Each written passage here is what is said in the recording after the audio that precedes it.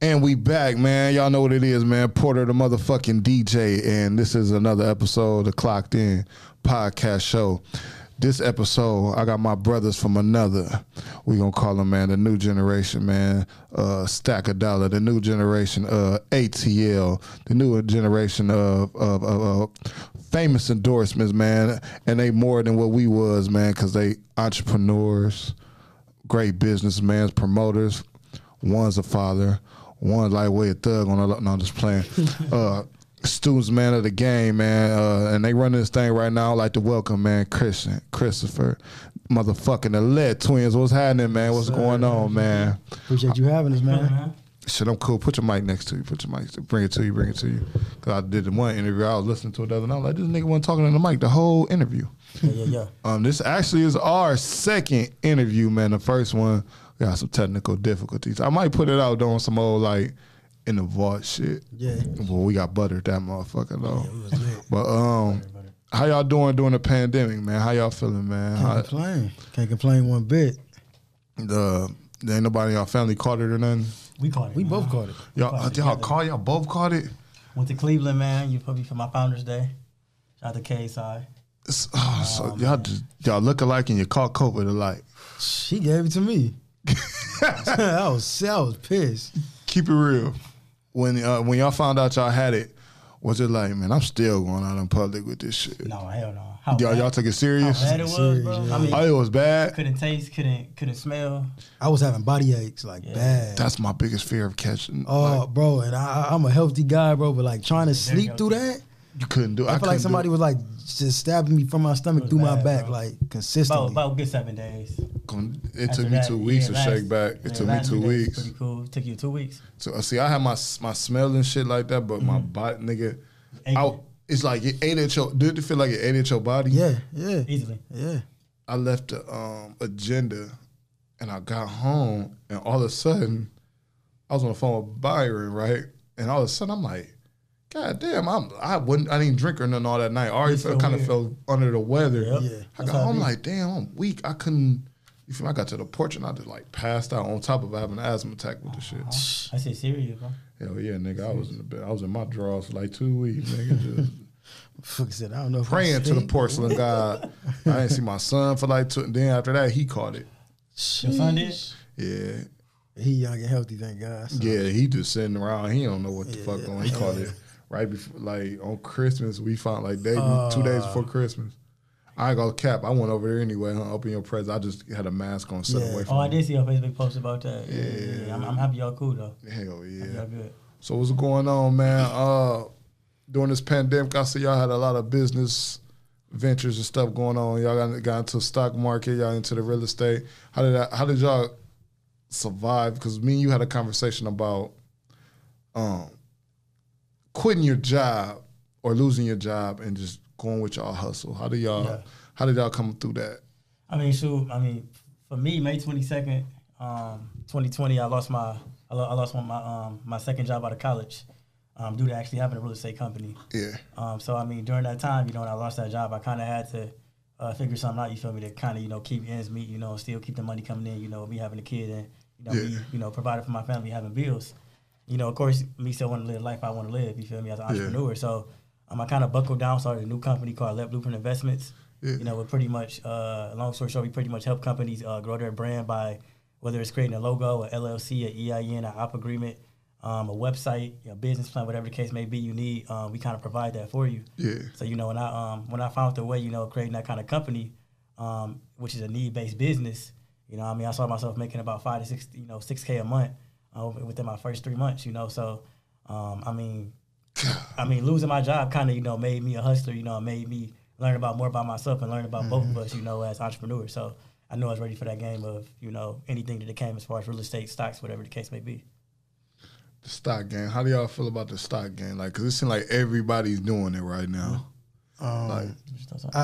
Is it a trend? Do y'all feel like it's turning into a fad or a trend? I think that's a good. I think it's turning into a trend. It is a good thing, but I feel like people aren't learning the proper. It's water. Some people watering it down. Yeah, that's what I meant to say. You taking it. They taking it as a game, and you know what I mean. This is in a sense like a business that can really change your life and your family's life. And so when you telling somebody, oh, buy this stock, and it doesn't go successful for them, now you deter this person off from really trying to find financial freedom. You know what I mean? So now they're turned away from it. Yeah. You know what I mean? It's like a dude telling his homie like, hey man, you got to start fucking with light skinned girls. Dog. And a first light skinned girl you mess with get you an STD. Now you didn't. I'm turned off. That's how it usually go. Though. Now I'm turned off. So like legit. So hey. And I feel like that's why I get jib out. You said it's watered down, and when it comes to that standpoint, it is. But it is a good technique to really you can build a hell of a portfolio. You can build a long-term investment savings account.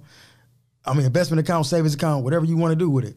It's a great avenue to go towards. So the conversation I've been seeing on social media, and I feel a motherfucker took a shot at y'all. Mm-hmm. A little bit. I didn't even call you because I don't like calling my friends with negativity. Mm-hmm. I just wait till they come on my show and I ask them. Yeah, right. Because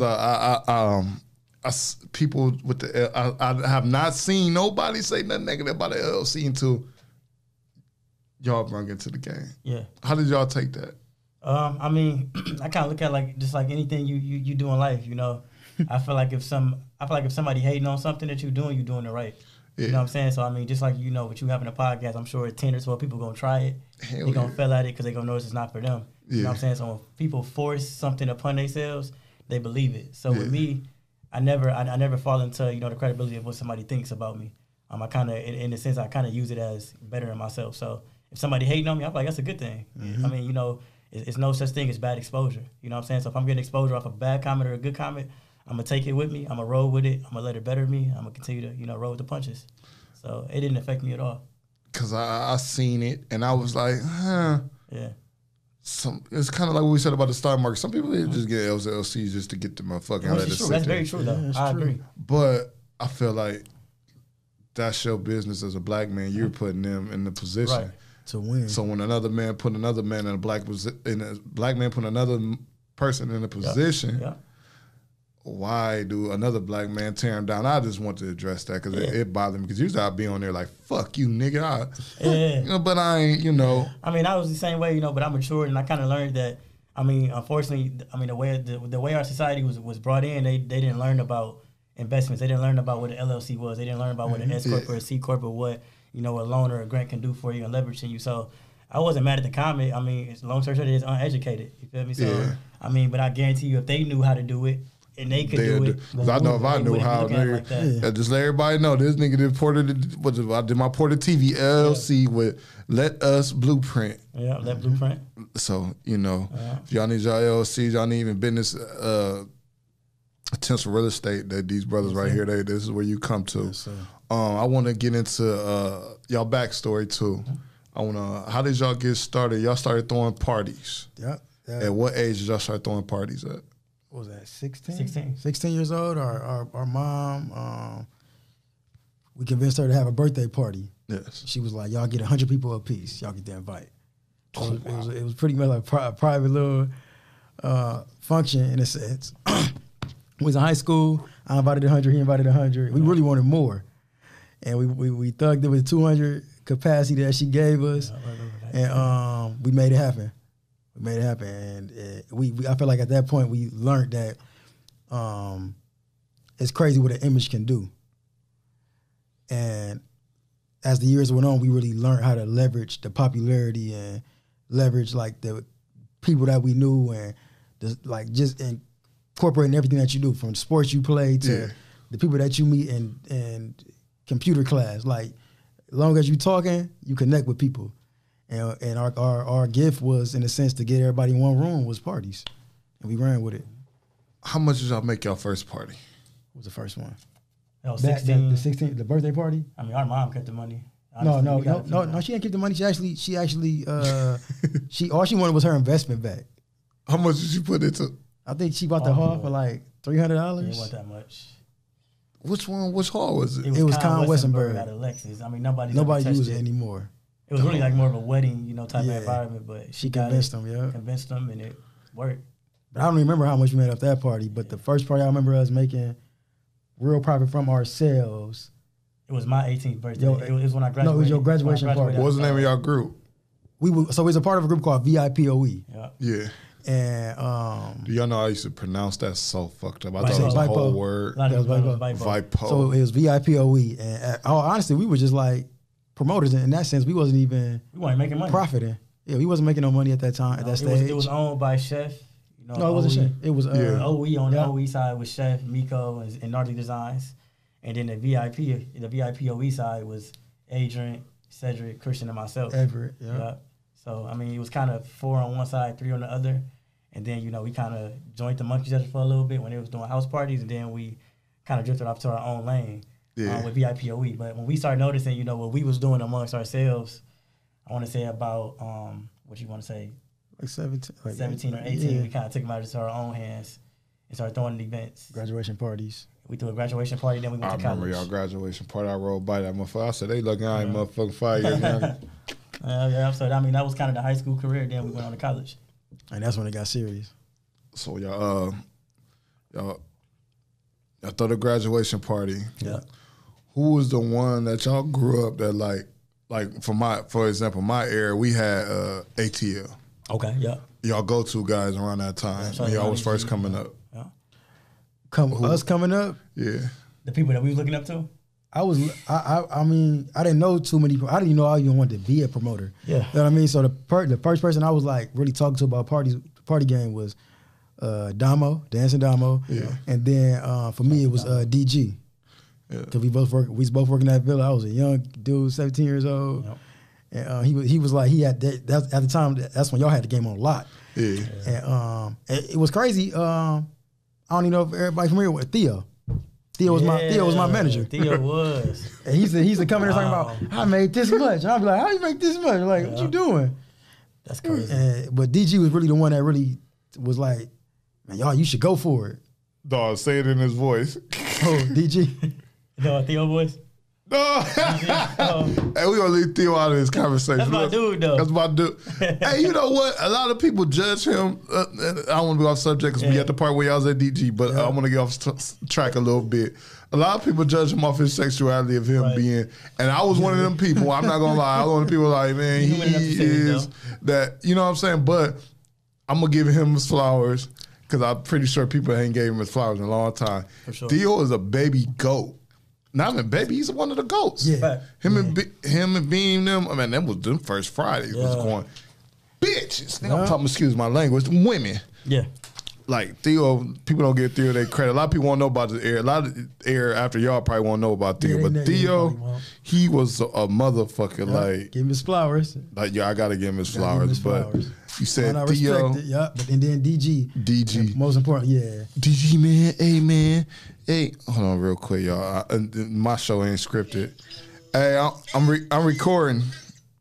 Okay, tell him I said hi. You on this episode too. Hi, episode. Bye, text me, all right? Episode. All right. But I am sorry about that, Shaw. But we at the DG part, DG. And y'all was working at the Villa. Mm-hmm. Yeah, he was working at the location on Door. I was working at the location on Manhattan with Damo and Teddy. So okay. So you was in the room with a lot of gang with Teddy and Damo. He's actually the one that told me about. I mean, promoters and investors know, but he the one that told me about the percentage deals. You know, like I remember my freshman year of college. He was still a senior in high school. We were great behind each other, and I told him how much we made off the all white icebreaker in 2014, and he was like, what? And I told him how much we made, and he was like, dude, like, y'all getting finesse. And he told me about how to calculate a door, you know, how to, you know, divide that by how much you want to get and pay your staff. So when he taught me the game at the age of, what, I want to say 19, 18, 19, I mean, the rest was history, bro. A year later, it was over. Cause y'all, all right. So shout out to Teddy for that. Yeah, we started knowing numbers at that point. Yeah. Them numbers. You know what, y'all got I'm gonna say, no, we got, I don't know, my era, we was blessed. We just didn't listen. Y'all listen. That's what's the difference between y'all era and our era. We didn't listen. Like when Ron was here earlier, we real life let egos getting away. Us not thinking like, nigga, y'all making $9,000-$10,000 off a door. Yeah. Off a door. This ain't even counting the bar. I don't imagine what the owner got off that bar. Double every time. Man, double. They probably make a 20 to 30,000 grand at the bar. Legit. Cutting liquor. Yep. Cutting liquor. So it's like wholesaling, man. Getting in the man, and then the bottle was 150, 200. Do the math. Yes, but we not realizing like we making 9, 10,000, man. Stack of dollar could have been big. We were supposed to be bigger than ATL. I mean, and that's how we kind of grew up. We kind of grew up learning about ATL and then learning about DG, Ron, you feel me? Of course, you know what I mean? I mean, multiple names, you feel me, was in the source of it. So, I mean, when we grew up and we learned, you know, who we is in a sense, quote unquote, a competition with, like, man, it's a lot of heavyweights up there. So we didn't know where to start at, honestly. And then it was a lot of comparison when we was coming up. Like, like, oh, y'all the next. This dude's and this. Because y'all was in the era with Fred Dukes. Yep, yeah, we Shout out to Fred. Yeah, Fred was in college with me. I just saw Fred today. That was funny. That's funny. How he doing? He seemed smooth to me. I was supposed to get him up here. I'm trying to give him the time. I pray for him too. We all laugh and joke about him, but me and Chachi was talking about it. Man, we used to go to college together, bro. I used to literally pick him up from his house. Fred grabbed his mom one day. It was my sophomore year of college, just right before I pledged KSI. And picked him up, bro, from his house on the north. Took him to class with me. We would be in the library together. I seen the journey. You feel me? I seen how smart he was, bro, too. You know what I mean? And people don't know that. People don't know how smart he is. And he was so young, bro. People tend to forget that. He graduated when he was 16. Bro, he was so young. He was at UT at 17 or 18. I'm 100% positive. I think I was 20. He was like 17 or 18. And I was like, man, what? I mean, he was so smart, bro. I mean, he was good social. You know, a good networking guy, smart, intellectual, you could just tell. You feel me? So, I mean, I still pray for that dude. I hope all is well with him, for real. I'm going to get him up here for an interview because I think that would be therapeutic for him. It would. I think it'd be very, very, because we laugh but I really cry when I seen him do that shit in the middle of the street. I shed a tear because I'm like, at the world laughing, but they don't know, like, this a little nigga I done called. I put this story out.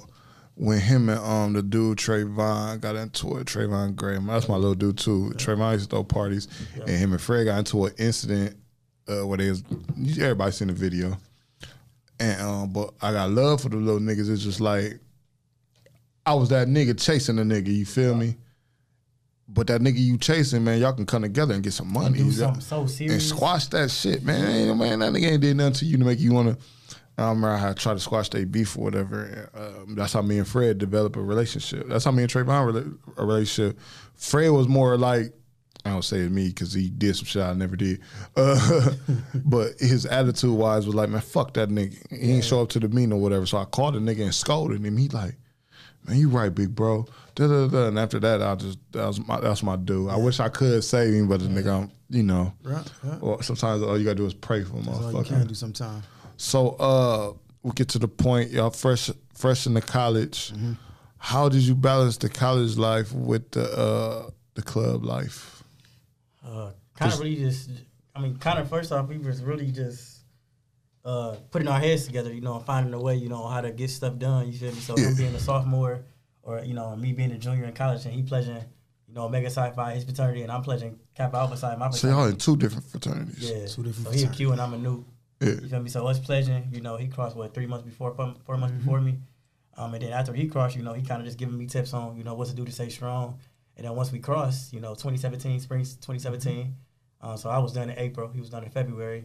And when we got to the point of when we was done, we was like, man, it's time to get back to this promotion stuff. Yeah, it's time to really get this money because we were so low, in numbers and money and everything. And our attitude, everything. So we finally got back at it to the promotion. We started with Truth Sunday. Yeah, we had to learn how to. We rebranded our whole sales. We went from just the twins to now the Pretty Nasty Twins. To the Pretty Nasty Twins. I remember the Pretty Nasty Twins. I was like, man, I ain't calling these niggas pretty and nasty. It was more marketable at the time. But it worked. It worked. We went to Atlanta, man. They just, y'all the Pretty Nasty Twins. It worked. Pretty Nasty Twins. They gave us the name. You know what I mean? So my little cousin ran with it from Dayton. She was like, the twins? I was like, you ain't fucking them, is it? I don't need to hear this. She's like, no, we just hear about their parties. We came. They came all the way to one of your parties. Yeah. Now y'all twins. Yeah. Let's get into it. Now y'all twins. This party life is wild. This party life is bug motherfucking wild. Thursday through Sunday. Have y'all ever ran into the same chick and smashed her? Because she thought you was him or she thought you was him. No, I mean, ran into the same chick and like just off of like her mistake. You know what you saying? Like, no, both motherfuckers. You know what I'm saying? Man, we had like, we ever like smashed the same chick on purpose? Not on purpose, no. Not on purpose. Y'all never been not on like purpose. That, not on purpose. But it was. It's was like occasion, I truly. It was to the point. We both. How you ever smashed the same chick? Yes. One time. Yeah. Yes, salute. Let's take a shot for her. One time. Let's take a shot for the girl you smashed. Okay, you smashed the Lett twin. Shout out to you. Yeah, we definitely did. But I mean, that was a college days. You feel me? That was them days, man. So with shout out to our business partner, Damn Dines. Yes, sir. He's a wild boy. I thought I was gonna bring him with you. That's a wild. He a wild. That nigga wild. That motherfucker get to take off his shirt, doing all the it's over with. He turned, nigga. It's over with, nigga. Somebody getting gone, nigga. Yeah, college was some good days, man. You know, shout out to UT Go Rockets. You feel me? Shout out to our beloved, fraternities and chapters. College. That's something I never got to do was college. It was a bar.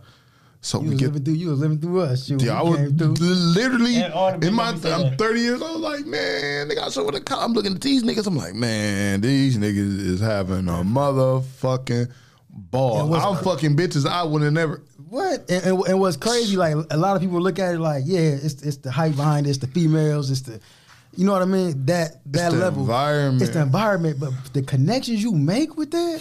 Like I would have never met a DJ KY if it weren't for y'all. You know, paid it for. You know, I would have never met him. Paid it for 2 or 3. And I love that we even got we were really like the epitome of being able to do that. We was really we really got to leverage everybody from come in. Let's meet these people. Yeah. Because I would never seen good. Q Money. Like Q Money, Jacquees. Fools, that's a lot of names, bro. It's a lot, and it's a lot more that's coming. Man, listen. That's the craziest part. The Jacquees shit was crazy because never mind. Oh, we already know. I know what you're talking about. Jacquees can't hear. And he left his money. He left his money. He left his money where? He left his money inside the club. Hotel. No, in the hotel. In the hotel. And if it wasn't for Tez, shout out talking $1 about 15, 20 bands he cost it that night. I would have took it. No, he said I would have took it. He said I would have took it. The average person would have took that money. Average person would have took that. So I would have 15, 20 back. But he gave it back, and that's probably why he got good karma like a motherfucker. I swear to God. You know? So we get to the Truth Sunday. So Truth Sunday is really just y'all big every week. That was the start of it. Ordeal. Yeah.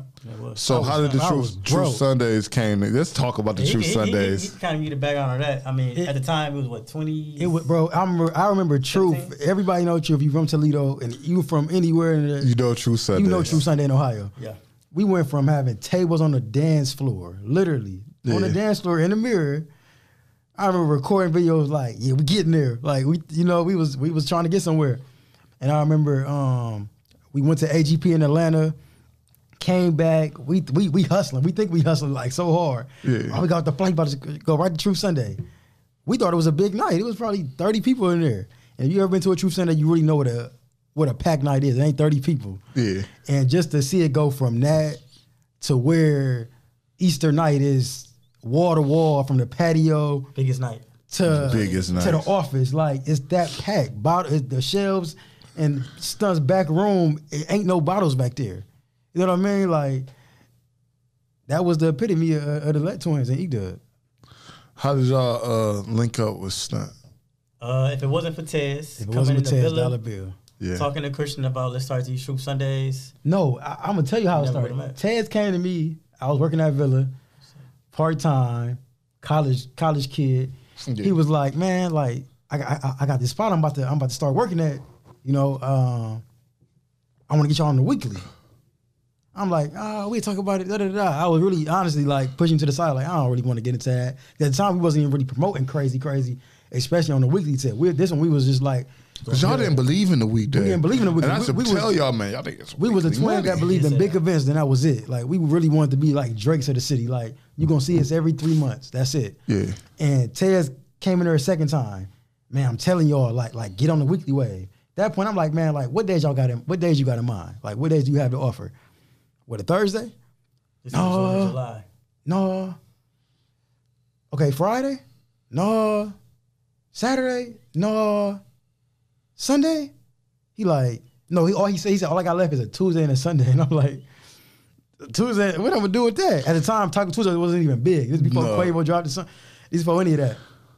I'm like, Tuesdays ain't gonna work. Sundays, like, you gotta be kidding me. He was like, man, just try it. I'm like, okay, like, well, let's have a meeting, set it up. He said, but the thing is, y'all would have to work with E-Doug. At the time, you know the history, when we was in high school, it was VIPOE and it was Looney Gang. 2013. It wasn't, we about to work with Looney Gang and E-Doug. Pause this. Yeah. Let's go into I want to go back now. We at the truth. Yeah. I never knew it was Looney Gang versus VIPOE. Yeah, that's what it was. How was that back then? It was intense to be some little niggas. But did y'all ever want to fuck E-Doug up? No, I did you want to fuck somebody in the crew up? Nope, I didn't even know him. Because when I had my beef, bro. Go ahead. We're going to talk about you. I'm going to tell y'all my beef. You don't even know him enough. I didn't know what high school. I don't even think he went to an actual... I think he was like the performing arts. Yeah, so he didn't go to So I already high school. I heard of him through somebody else. Like, yeah, we throwing these house parties. I'm like, house parties? We had never in our life thought a house party. we the boys, man. We packed the biggest venues. You know, the baddest females. That's how we felt. I'm like, house party. Ended up going to one. I think it was in the Swannies, out airport. That was the event. It was inside Swan Park Apartments. I'm like, whoa. And I walk in. And I see a dude with dreads just dancing. That's E-Doug. He just dancing. I'm like, who's this dude? You feel me? And they said, that's E-Doug. I said, that's the dude we really going against damn near. Like keep in mind, it's not beef. It's just like comp on comp, competition. So, I mean, Lord would have ever thought 5 years later we would be collabing on the biggest night in the Midwest for a year. I mean, but there we was. And then I remember Tez, we didn't even have a meeting. We got to the common grounds like, we're going to do this drink special. Ladies free till midnight, sundress Sundays, and we started it off. Yeah. And that's all I remember, man. And we went weeks. And what's crazy, the weeks went on, I started believing in ourselves more than anything. Like, this is the first time I actually could bet on myself. And well, bet on us, I would say. I never... And invest in ourselves for once. And I'm like, man, and I remember, I was tired of my 9-to-5 job. I was a part-time worker. Wasn't even making it much. I had my own place, trying to provide for myself, college kid. And I quit. I quit my job. And I'm like, I remember you told me that. And I called my mom. My mom was the first person, my granny was the first person I talked to. And she was like, I called her, I said, I quit. And she was like, well, baby, like what you gonna do? And I said, I'm about to go all in on the parties. And she was like, bet on yourself. And that was Christmas weekend. That was New Year's Eve. I mean, Christmas Eve, like 2 days before. And man, the money we made from Christmas Eve all the way to New Year's Eve was endless. I was like, I bet on myself, and what? The rest was history. That was the born of the boys. You know what's so crazy about the Truth Lounge? I don't think I ever told y'all this. Y'all might know. I don't know. Yeah. I passed it up the first time around. I remember.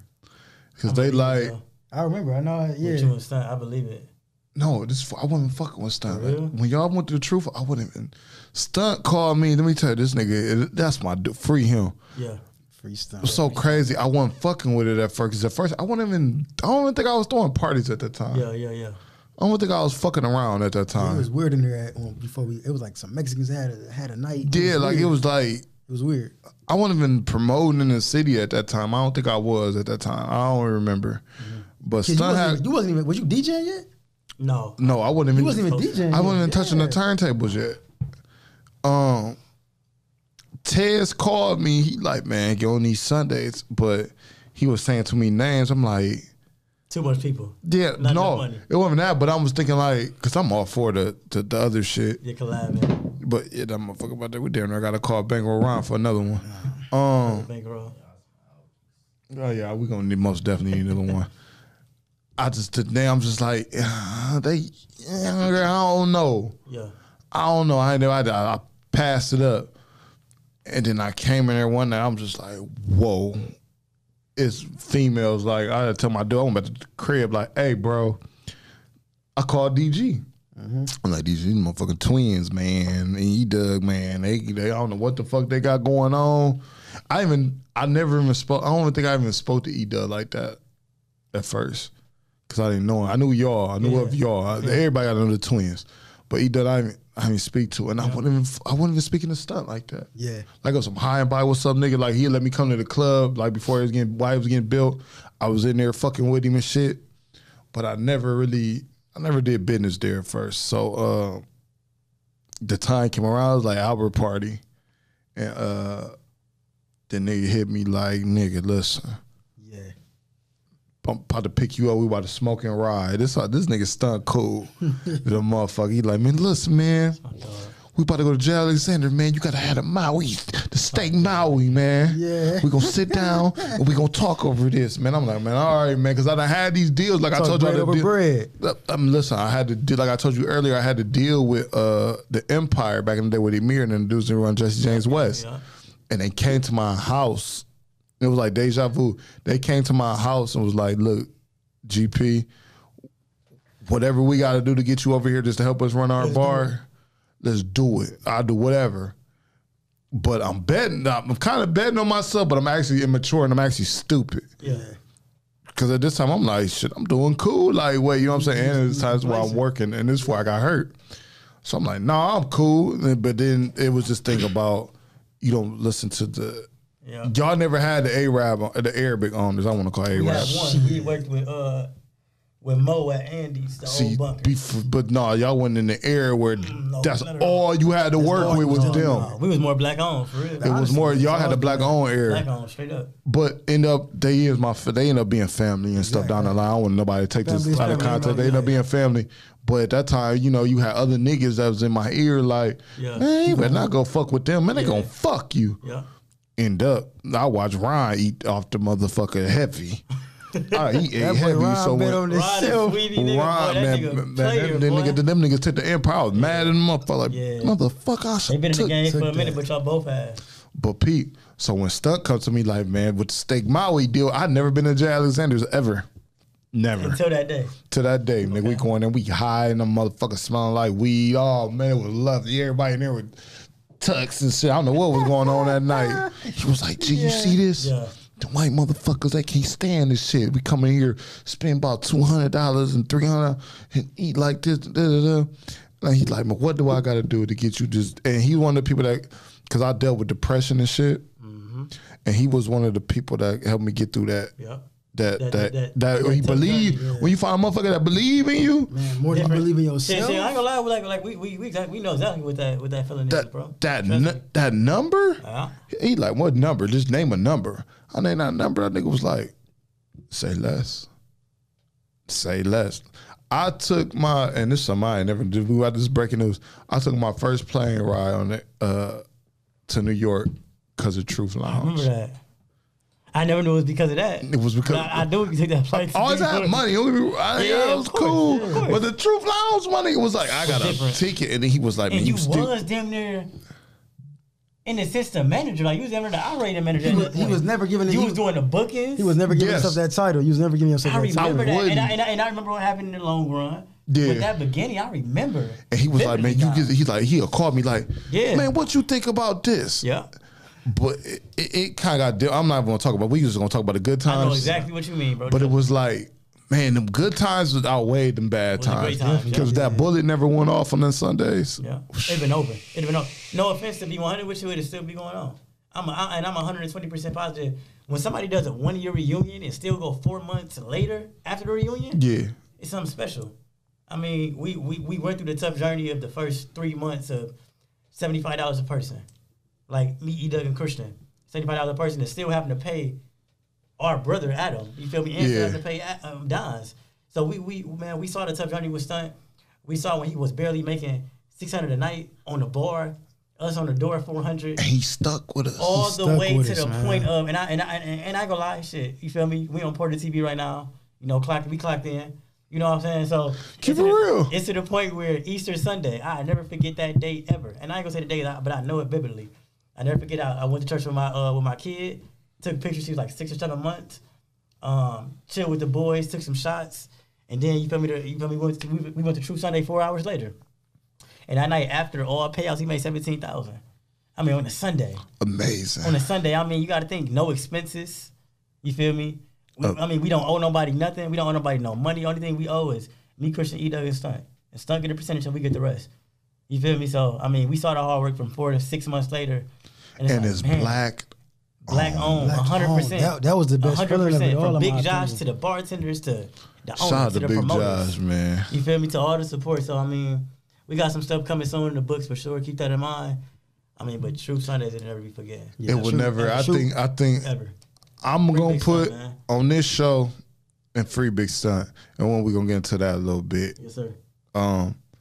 Because in his case, it's nothing. They have nothing on him. I can actually put True Sunday. That's probably next to the Babylon. For sure. That's next. Probably I tie him. For sure. You know around because I got so much pussy in the truth, man. I got a lot of pussy in the truth. I don't know about y'all. I know you can't because you had. I think which one of y'all got a girlfriend? He got a girlfriend, man. He got a girl now. And I'm. And he the asshole. He is, bro. He is. She calmed me down. See, even get on that. I mean, it's like, man. With and that's just a heads up to anybody that's listening in, man. I mean, if you a team and you work with somebody, y'all gotta know y'all roles. Yes. So I knew at that time, from 2017 to 2020 or 2019, before COVID hit, he was in a system muscle. Be 100 with you. You feel me? I mean, he had the boys he could call when needed. You feel me? And I was kind of just the numbers guy. And of course I can still get busy if needed. You know what I'm saying? I mean, we twins in a sense, so we both still got the, same a lefty, but make a long story short, like, you gotta know your role. You feel me? So when he the marketing guy, in the sense of ideas, and in the muscle, I never knew that. And do that. Yeah. And then it's me on the other end of websites, flyers, or meetings, or coming to a negotiating agreement. You feel me? When you got that team, you can't do everything yourself. So you got two people. You're going to lose doing that. And no offense, but it's fuck being twins right now. I mean, anybody can do this shit. You ain't got to be a twin to be business partners. You feel me? If you can trust it, the guys to the left of you, to the right of you, and I said go for it, bro. Because we made a killing together. And we can hate each other. We can hate each other. Making a killing. We brothers. Because we twins, we still brothers. We can hate the fuck out of each other. Excuse my language. But for us to be partners in crime, you feel me? Still argue, still fight, but still make money together and still fuck with each other the long way and love each other and do right by each other. It's a blessing. So I wouldn't choose nobody over it, for real. It's a blessing for real. So know your role, stick with it, love your nigga to the left of you, to the right of you, and man, get to it. Do good or bad, get to it. So we get to that part. Now I want to get back to the part of E-Dub. Yeah. So when y'all see E-Dub, like that's my left hand. That was my left hand dude. How did we get to that? Like when y'all got to the truth, how was it? Like was it automatically like this some LeBron James, D-Wade shit? When we first went in, bro, we knew it was over, but I don't think we even knew the potential we had. Yeah, it was. And no offense, it took for you to tell me. We was on the phone. I forget. I lived at Kingston Place. I lived in A4. I lived in A3. Yeah. And it was when you was on the phone. You was like, bro, you don't know what y'all got. Like, what you mean? What you mean, G? Talking to you, and you like, bro, you was believing in us. Then you ain't nobody ever been that tight since us. Y'all at all. You like when you got a team, like it'd be like. We had that conversation. I never forget. We went to Truth. We went not Truth Sunday. We was at Signal Thursdays. We talked to Andres and Scholar, and the owner, which is Kip, and we all together. And Kip made a funny black joke. If you know Kip, you know how. Yeah, you know how Kip is. And I looked at Christian in the back room when they made this new office, and I'm like, we a powerhouse. And like that following Thursday, we did Thanksgiving night at Signal, and made $13K profit. E-Dub, me and Christian profit. Tax free. No 30% on the Signal side. It's 13 bands with us. I knew it was over. And you telling me 3 days later you got a True Sunday? That's a black-owned business. Thursday and Sunday, that every you week, giving love to. we do the numbers. So, and I mean, it could keep going on, but I mean, imagine the money we made, and we was young, 19 to 22 years old. We didn't even know what money was. So imagine how fast we were blowing it. And if it wasn't for y'all, it was some days where, if it wasn't for y'all, I can say this now. Yeah. That me and Stun would be like at odds. Yeah. But when True Sunday came around, we had a conversation with Stun where he'd be like, man, if it wasn't for y'all, yeah, you feel me? And y'all paid the bills. And that's real shit. And it's been days where I told him and you, like, if it wasn't for y'all, we quit our job. He told you in the beginning, he quit his job. He went all in. So you got to think this to be my blood brother, nigga I look up to every day, even though he a little 17 minutes younger than me. It's like, when I saw him quit, I was like, shit, I'm doing the same thing. So you feel me? I back my nigga in the sense, like, if you go all in, I can have you doing 50-50. We 100 on both ends. You 100%, I'm 100%. Imagine what 200% can do. Do you remember that day you quit your job? Bro. I do. We quit. What month you quit? Was it November? No, you quit like it was December. It was December, and I quit February. It was a couple. It was a couple days before Christmas Eve. Yeah, I quit, and I quit February. I quit February 1st. To be honest with you, January 31st, but January 30th. But I was so in awe, like rest my mom's soul. Yeah. I was so in awe. I was like, man, I just quit my fucking job for a fucking club. I did. We all did. I know how. It was crazy. Even when I quit, we wasn't making no big money at all. That's I was a little bit. It wasn't consistent. I had a couple dollars saved up enough to pay my rent, pay my bills, and get me through the next month. I promise you, bro. That ain't a lot. That's at worst $800 to $1,000. Yeah. That I shouldn't have quit my job. Like me, like being mature, like bro, I was making $15 an hour. Quit. Yep. I wasn't making that.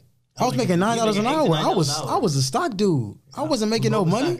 I bet on my mom. Like that's why I feel like my granny was like, man, like without her telling me that she was nervous, like, well, baby, what you gonna do? And I'm like, I'm just gonna go all in on the parties. And like I said, seeing him do it, it made me be like, nigga, I ain't about to leave you out in the dry. You at home every day. You studying the game every day. You saying let's travel. You said what? You got to scoot back over here. Over here? My bad, bro. Was it cool all the time? You don't like over here. Nah, you just like start. Oh shit, my bad. Hey, I'll be doing that shit. Like, you know, you get into it. But yeah, it's like, I mean, seeing him do it, it's like, man, I got you, bro. Like it wasn't even like I got you, but it was like we ain't in this. You feel me? You ain't in this alone. Let's do it together.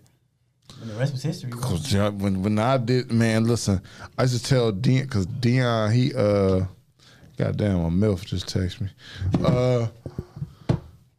It's Dion. He was working at Chrysler. I was like, man, bro, I don't know. Like, he's like, man, when you on? I was working at this glass factory. I just quit.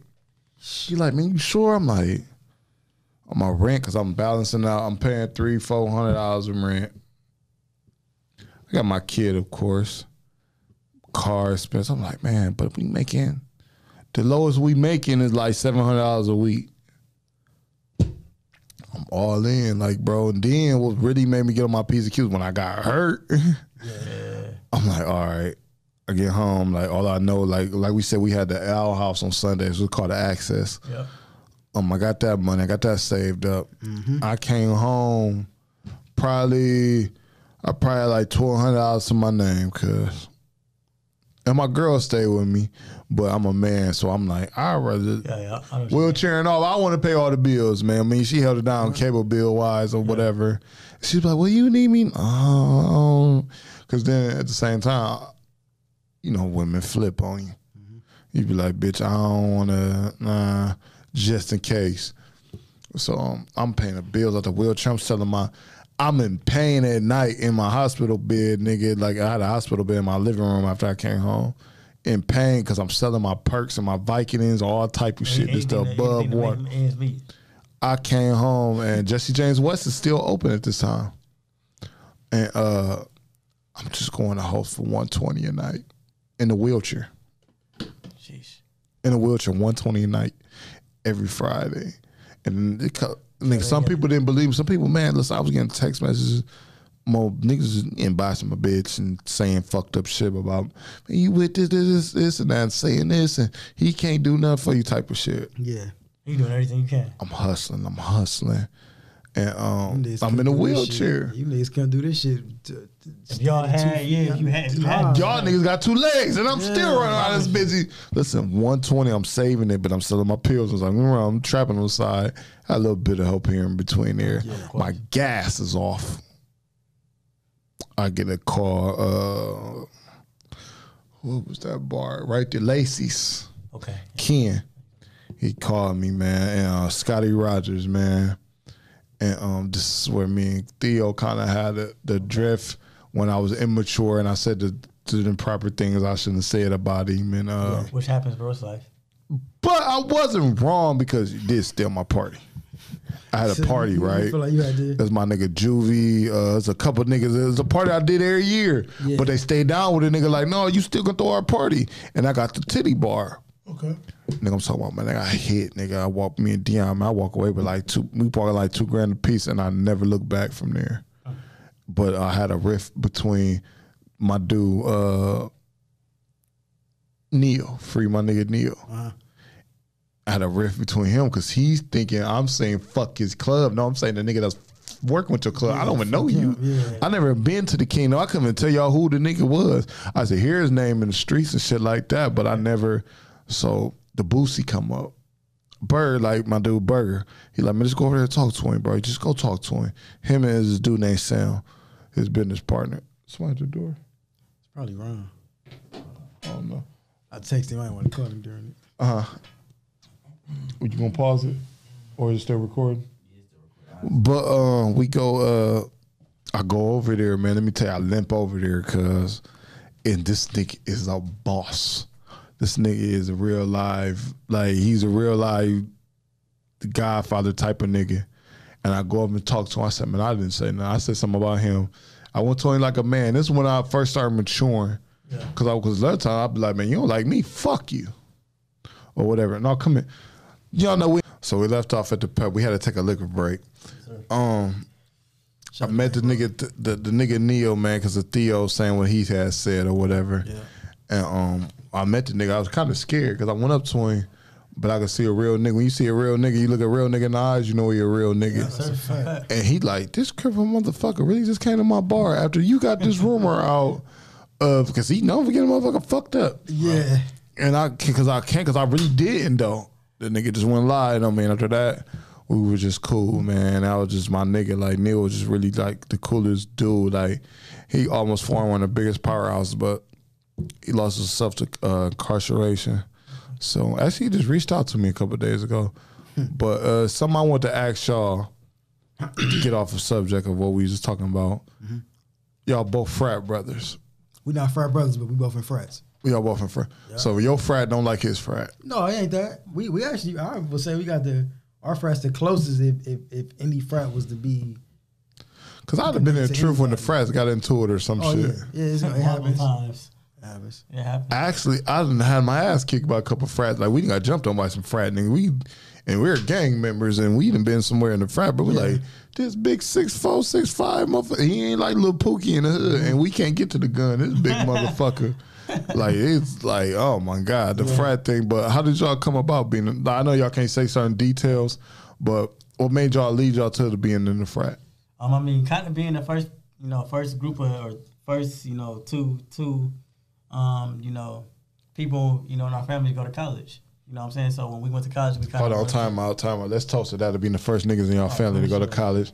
Toast to that, being the first niggas. Yes, sir, indeed.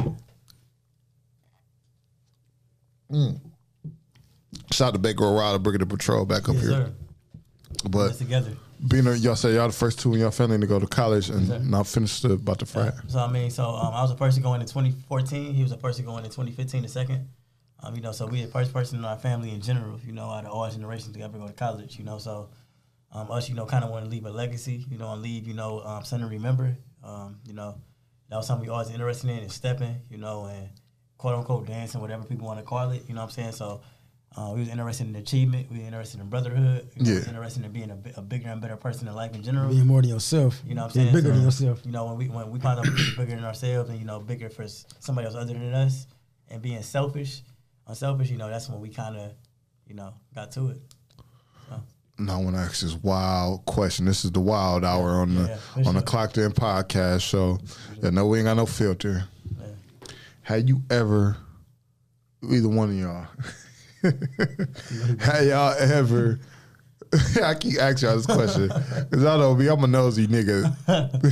Had y'all ever smashed another frat nigga bitch, bro?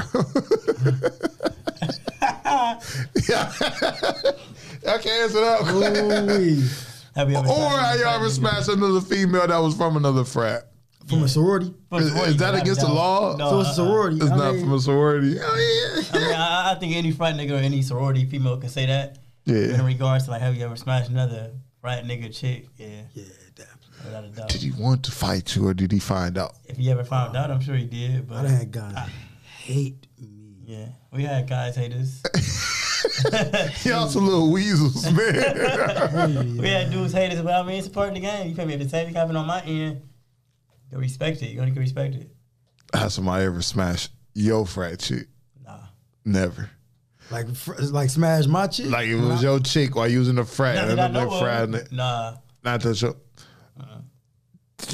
But in college, bro, like, and I'm not trying to put a simulation on females, but in college, if a female is single, they for anybody, for everybody. I mean, the ball is in court. Yeah, that's but if it's your main, just like in streets in general, if it's your main, you know, with stimulations. Like I look at it like this, like it's like you in the streets, right? Like you know who the top dog is. You know what I mean? The females know who the top dog is. Yeah. Man, it's the same when you in college, bro. As crazy as it sounds, as weird as it sounds from a street nigga not knowing how that really go, like it's the same code in a sense. Like you'll look across the room like, oh, he got some juice, like, or he got the juice, like simple as that. It ain't worth it.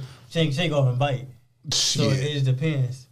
So y'all ain't never thought about fucking the top dog, bitch? We was the top dog. Top dog? What the other top dog? You know, there's more than one top dog, but you not be thinking about it, but you be like, hey man, she kind of like when I tell you that it was accused of the Kappas, it was no way around it. And if it was a top dog, it was one of his LBs, it was one of my LBs. So it was never on no. It's like we knew, bro. We knew what was going on. That y'all smashing. Yeah, it was never nothing hidden. I wish I had a twin. Yeah, we knew, bro. We knew. I just wish I had a twin because I can only imagine. College is wild. And being a twin, it makes it even crazier. Tell me your wildest college story. I can't even speak on it. Wildest college story? I can't speak. I know the one I would say. The wildest college story that you can speak on. That I can speak on. A Night After Truth Sunday. It's me, Adam, and Christian. Yeah. Christian totally single, by the way. Just put that out there. At that time. Yeah, at that time. And, I go in my crib. You know, I shower. I already know what you about to say. I do my thing. I shower. It's a female in there. I do my thing. And this is old Chris. I'm never like this ever again. I'm young. I clean up in my A4 unit. And I go in Christian A3 unit, which is right across the hall. And I walk in, the door unlocked. I walk in. I hear Christian doing his thing, and like it's a female on the couch. Yeah. It's my nigga Sensei on the couch, and it's a female and it's Adam. It's female and it's Sensei, and he not doing nothing with her. And I said, "What's up?" And she said, "What's good?" And I went into Christian's bathroom and smashed. And that's me being me. And you ain't know her name. I ain't even know her. Ain't know shit about her. But that's me. That's the old. You know, of course, I protected. I put. My ass! Man, listen, bro. But you did. That was the wild. Like that ain't even one of the wildest nights, but that's the one I can speak on. Because I'd have had some wild nights doing what I do. Like that was a wild one. Did you ever just see like women just throwing at you because you a nice that was a wild. man? That was an example. You got to think she was with her friend. Yeah. And she said, "What's good?" And she got. It was that simple. Like, you ain't got no wild nights. You might not want to hear this part, bro. It's wild nights. That's not even close to. Cause I got some wild nights, boy. That's not close to one of the wildest nights, but that I got some fucked up wild nights where I probably can't speak on because me and my ex still cool. Don't put this part on there. You gonna get me killed. Hell, don't put this on there, bro. That ain't gonna do. No, y'all think they watch my show? Hell yeah, don't watch this. You think they watch what? I don't think they watch this. I think they watch it. Hey, we drunk. Hey, listen. While we at it, while we here, I watched, and I always let this. You looking for another cup? I always tell everybody this, man, because what people inspired me to get on the mic, because I was just doing interviews. Yeah. It wasn't no microphone. No, I was just going to the hood, to your neighborhood or wherever you at doing interviews. Yeah. Inspired me was the homeboy Nori, man. He do Drink Champs. Nori. Yeah, and honestly, this the vibe I'm getting right now. Listen, like no cap. My show is like capped off of him. Like, bro, I really get up in the morning. I know what time this nigga wake up in the morning. I get on Twitter and tweet him. Yep. And he hit me back though too. That's the crazy part. Like, he first thing to hit me back and be like, "Nigga, keep doing your thing." Or he have an idea like, "What y'all think I should do for my show?" I told that nigga get New Edition, and the nigga was like, "Man, nigga, he tweeting back like, nigga, that's hard." Like I ain't gonna lie, you gotta bring us and Ryan and DG back on, like promoters. We got my first episode was I can't believe I just did my nose on TV. The first thing I ever did was this is so ghetto. I'm so hood. My first episode was me, Dion, and DG, and everybody like, why didn't bring Ron on there? Because I felt like it was some things I needed to vent to them two niggas. That's real. I need to vent to, and there's still things I need to vent to Ron for. Well, we kind of just vented. Yeah, that was good. That was a good I'm glad what was so crazy, that conversation me and Ron just had. We never admitted. We never admitted to the egos. He almost admitted to it right then and there, but he admitted it, and it was like a breath of fresh air. You know what that showed to me though? Growth. Yep. You just said growth amongst everybody. And it makes me angry because I be like, all the money we left on the table. But we just said that. We just said it. At the same time though. That's why I was on y'all with E-Dub. At the same time, young, ambitious. They was younger than me. But y'all always young. Y'all always young. Don't ever say. We all know y'all. I was 25. They was a little bit younger. Come on, man. Y'all young. Y'all young. Bro, the power y'all could have did together, and I hate to reiterate it because it still can be done. Go ahead. 100 with you. Oh, that's for sure it can. I'm going to think Ron 30. Yeah. Lord, no. And like I said, I'm saying Lord because only Lord literally knows where y'all will be at. As together, as one. And if I was open a bar or anything, I would go get them niggas. And get busy. I would go get Dion, DG, and Ron. Dion might be like, "Oh man, don't get." Listen, I gotta go because it's what we got unfinished business, dog. I definitely do, bro. Like Teddy, Al, and Lonnie, I know they got unfinished business, bro. Ooh, on the older crowd, they definitely do. They got unfinished. You know, Lonnie G is my pro fight. Yeah. KSI, Beta Z, Slap After, but y'all all got. We got unfinished business, like nigga. And what's so crazy? I trust them niggas. Mm-hmm. You feel me? Like Dion, when I was hurt in the hospital, I think I told you. You brought it up. He was the only nigga bringing my money at the hospital. Yeah. And it's just that I was like, man, this is really my brother. It's forever deep for that or some strength like that. Like, cause niggas wasn't trying to bring me, like, no knock on nobody else, no knock. Dion really was bringing my money every Monday morning. He was there. Yeah, that was love. Like, nigga, I remember. It's a deep story. I hurt. I finally left Toledo Hospital. And I finally got moved to Flower Hospital to start my rehab or whatever. And this is like the morning after they told me because the therapist told me, she said, Mr. Gary, she like, they told me that when we showed your results and the thing, she told me it's at therapy. And I don't think she knew this because this is the first time I found out what fuck the depression was. I'm basically, they like, we tell them where we think we can get you. When they take you in and they do these tests or whatever, when you get hurt and rehab, and God is good. They tell you like, this is where we want him to go by his process. And she spoke up because usually people only be there for 2 weeks. She got me a month. She got me a month to stay in the rehab with no roommate. I didn't get a roommate till like a week late. But at that time, you learned kind of depression, like being alone. Listen, she said no. It wasn't. I wanted to be alone. And in the therapy, she like I couldn't sit up. I just put that video up on my Facebook where me sitting up, like walking. That if you look behind me, it's a little bed looking thing, a little whatever it is. I couldn't sit up straight on my own in that motherfucker, and I cried. She like, listen, I'm gonna tell you this: the people that we just had a meeting with about you, they said you will never walk again. They laughed at you. And she's like trying to motivate me. But by that time I'm like, boo-hoo, crying. I had to leave therapy early and go back to my room. And as I'm going back to my room, they got me in this thing because they got to lift me with this big ass machine. Yeah. I'm in a diaper and shit with a catheter on. Oh man, the worst thing. I still pissed fucked up. It picks me up and it drops me into the wheelchair or drops me into the bed. Yeah. As I'm going, man, this thing over my head, man, I feel like I was in a cocoon. I'm going into my room and I'm so depressed. My mom was just in there resting her, so I miss my mom. But I go into the thing and I see my mom. I look up. I see Dion, Albie Short looking ass. And he don't know how mad. I'm like looking like, damn. I'm saying crying. He's like, what's wrong? I was like, nigga, I can't walk. And I feel like they got this thing over me. Like the thing that picks you up on the machine, I got to keep it in my wheelchair all day. Like even if I got to pick in the bathroom, it picks me up and takes me to the bathroom. It picks me up and it takes me to the wheelchair. And the nigga like, he gave me like $850. Like, bro, this yours. And at this time back in my head, I'm thinking like, ain't nobody thinking about me. These doctors counting me out. My family counting me out. These niggas counting me out. My bitch counting me out. Only motherfuckers that got faith in me is my mama, my son, and this nigga that brought me my money. So with him, I always felt like I was indebted, and he motivated me, man. That's a deep-ass story. I ain't never told nobody that. That's deep. And it was other shit that we talk about off camera that happened. Sure. But That shit, man. Let's keep it. And that's the loyalty I had. That story you never forget ever. But listen, that loyalty I had at Dion, even at our deepest moment where we argue, we like brothers. Of course. Is like that's what gravitated me to y'all too, because the loyalty y'all have to each other. Yeah. You know what I'm saying? To a brother, I never had a brother. I always just had a sister. My sister Janelle. I just had her all our life. I never had a brother, but I always wanted a brother because I'd be like, man.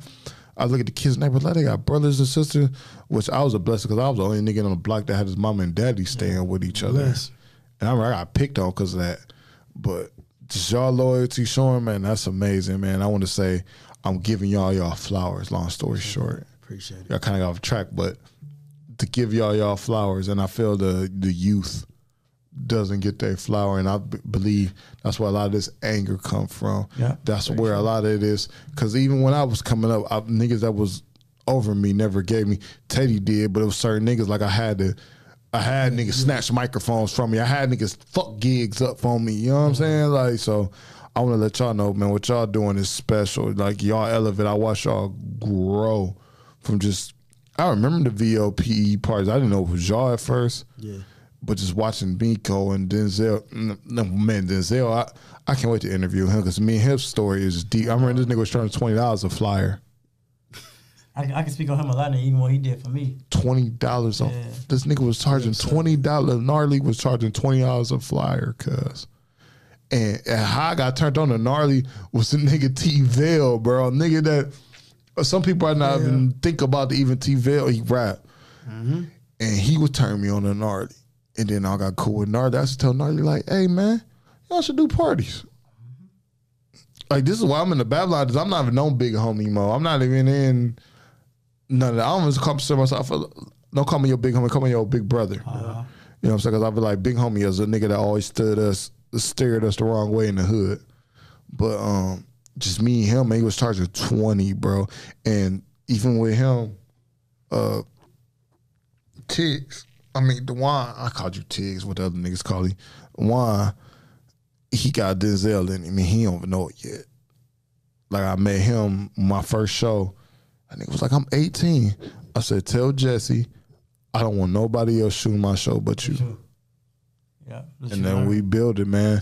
Sometimes he irk my jerk, but hey, I put the house on him when it come down to it, nigga. I put the whole motherfucking house. Like, when it come to y'all, I put the motherfucking house. Nigga can't tell me, listen, I don't give a fuck. I'm riding down with the Lett twins. Motherfucking period. So I'm giving y'all flowers, bro. Appreciate that. All the way 100, bro. Because y'all going to where we should have went. And we probably went to where Teddy and them should have went.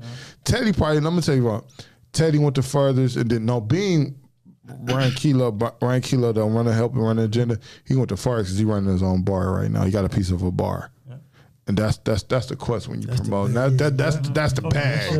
We just spoke on that. That's the bag right there. That's the bag. Do I want that bag anymore? I don't know how y'all feel about it. I don't want it no more. I want it. I want it if it come, but I'm not looking for it like I used to be. Like, I need a bar. I need a bar. I need a bar. But when it going through that with Sean, watching what Sean and Bean go through, I'm like, oh no. But at the same time, though, in my opinion, I feel like he can speak on the same thing. Like, it ain't, man, like. But y'all still young. We still, like I look at, like, people always say, like, people that invest in real estate, like I don't want rental properties. People saying that, it made me want to rent a property. Yeah. You know what I mean? Yeah. Same way with the club game. People, you know how many people told me, like, oh, it's going to be shoes, it's going to be this. I don't want it. Y'all shouldn't want it. Off that shit alone, I want it. And off that shit alone, we're going to get it.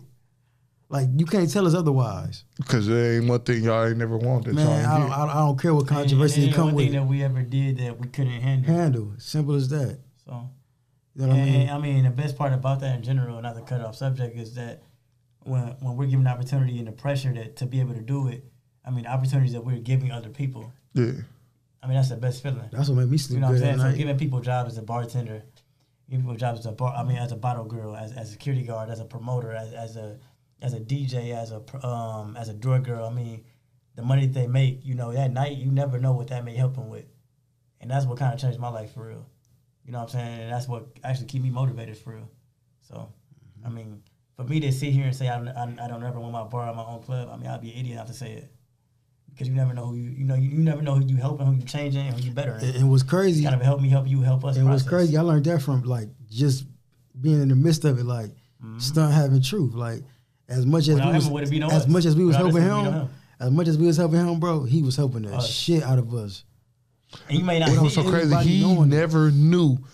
He never knew that without anybody knowing. As much as we was helping him, he was helping the fuck out of us. The knowledge we was giving him, bro, is all we had.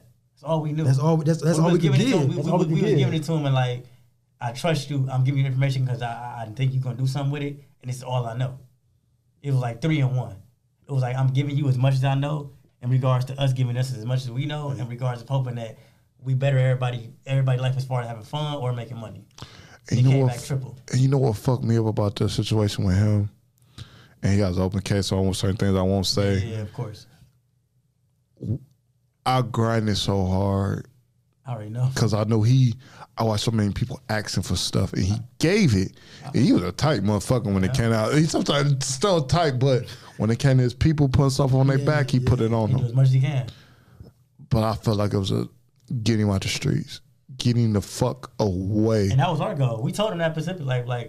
It is, of course, it'd be a conversation outside of this, but we had so much conversation with Stunt to where it was. And I feel the truth. That's why I do feel the innocence. And if you read his case, they don't have nothing on him but a conversation. That's a fact. And he should be free. He should be home. And I'm manifesting it. He coming home soon. Yeah, indeed. So even with me and bro had our misunderstandings. Everybody knows we have misunderstandings or disagreements. Still to this day, I think we had misunderstandings in October and November. It was just like, I remember it.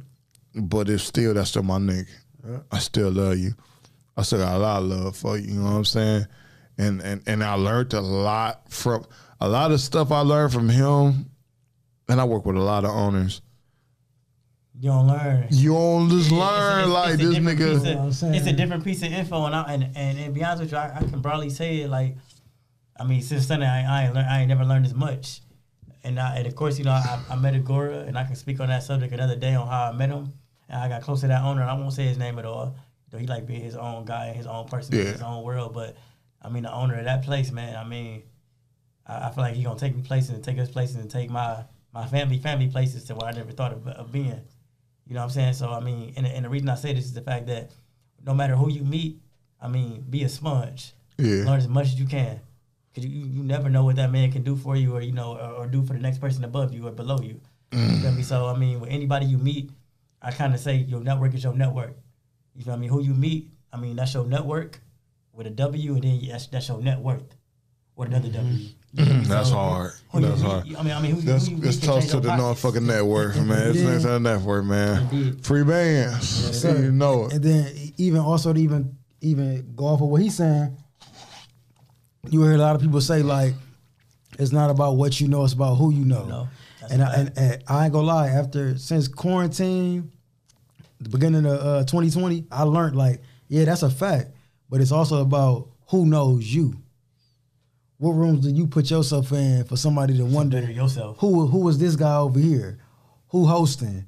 Who's the vendor of this hair business? Like, who knows you? Who's the landlord? Who really knows you? Man, we can say who I know this person, but is that person fulfilling you in rooms that you not in? Yeah. Or are they speaking on your name when you're not there? Mm-hmm.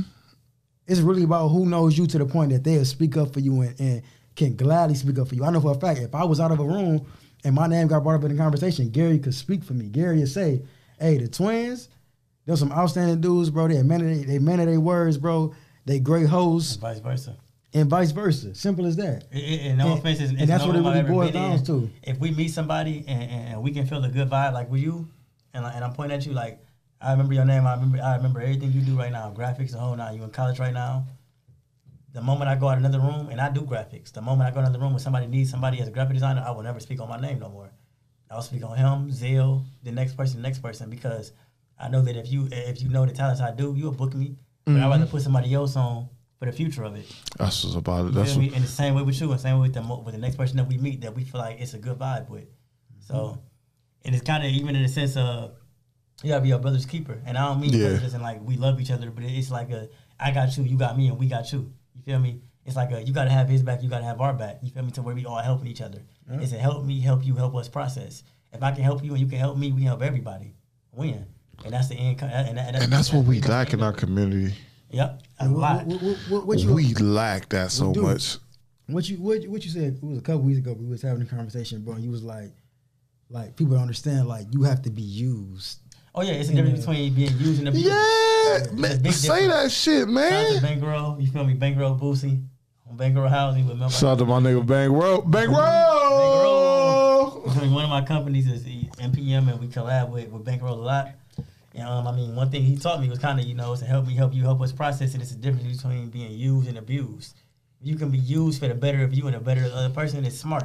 Say that shit, King. So being used is the best part, but being abused, it's a whole different atmosphere. You know, and I've been abused before, and it's the worst fucking thing. We all have, whether it's in a relationship, whether it's in a friendship, whether it's in a workplace, whether it's in a business trip, whether it's in anything. We all been abused to the point where we kind of tired of going through a certain thing.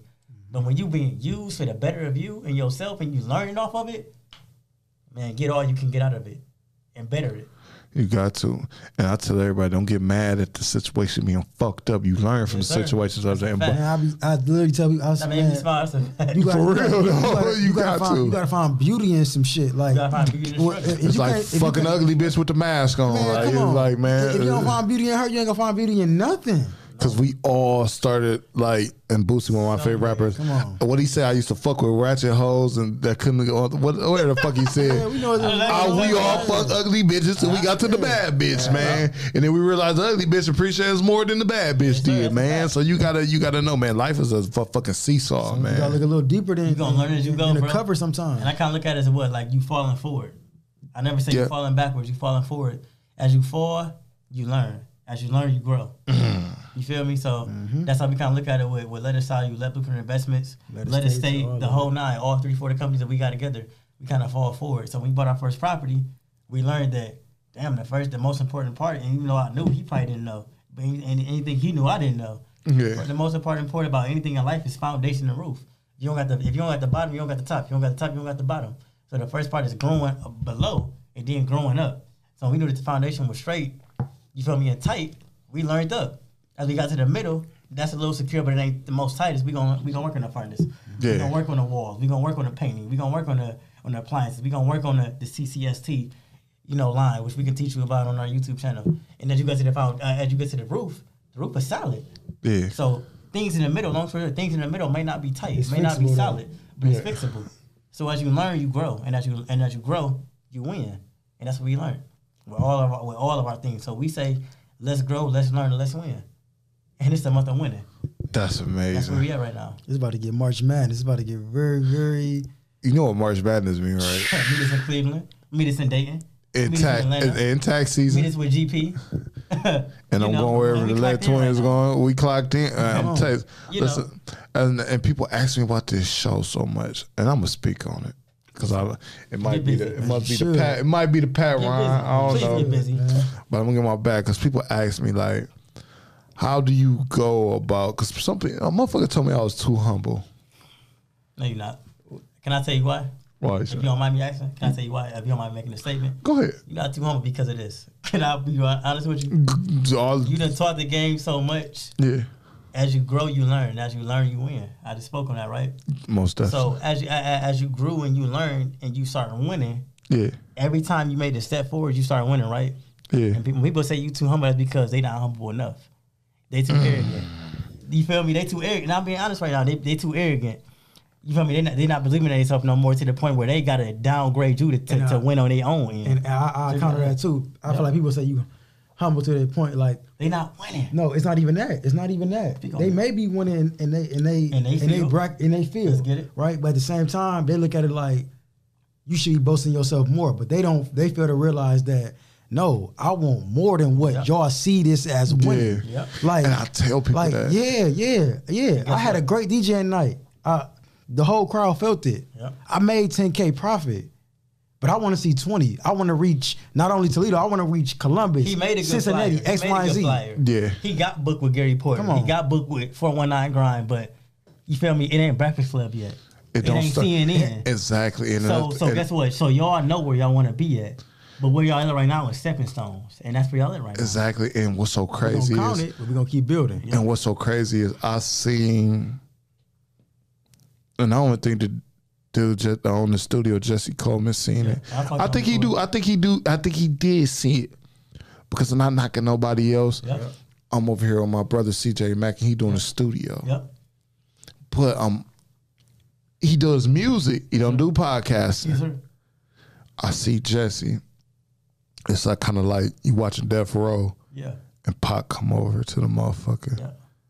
And I call him. I'm like, it's a new of a good beginning. It's like I call him. And I'm like, hey, bro, what I gotta do to get my show over there? Because my dude B Visions and that's Snoop. Yeah, I'm Pac, he's Snoop. Yeah. When I tell him something, I know right where you going. He type of nigga that be like, hey, nigga, go over there. Yeah. Because at first I'm like, because I'm a competition type of nigga, I'm like, shit, we gonna ride. Now I'm gonna ride the wheels with you till the wheels fall off. But he like, no. This is the nigga that's recording, and niggas be like, why you want Big Fish? Just so cool? Because I don't fuck with. Now I'm older, and I don't believe in making new friends. I know what you mean. And he called me. He like, no, you go over there, bro. Anything get you out of your position, better your position, you do it. But I ain't gonna lie to you. I love when I saw you make the move. And you gotta think. You gotta think. We knew you, and I knew you from the start of my beginning to where I look up to you. But to see where you have grown from where we begun at in 2015, 2016 to where you are now, I mean, it's impeccable, bro. And I appreciate where that. You at in 2 years now, you can screen record this, you can post it. Give Gary Porter GP. I'm calling you GP. 2 consistent ass years. Man, give me 2 consistent years. I'm talking about 2 consecutive, reliable to where GP Gary Porter. And I know your own name is where you working so hard, nigga. I'm telling you.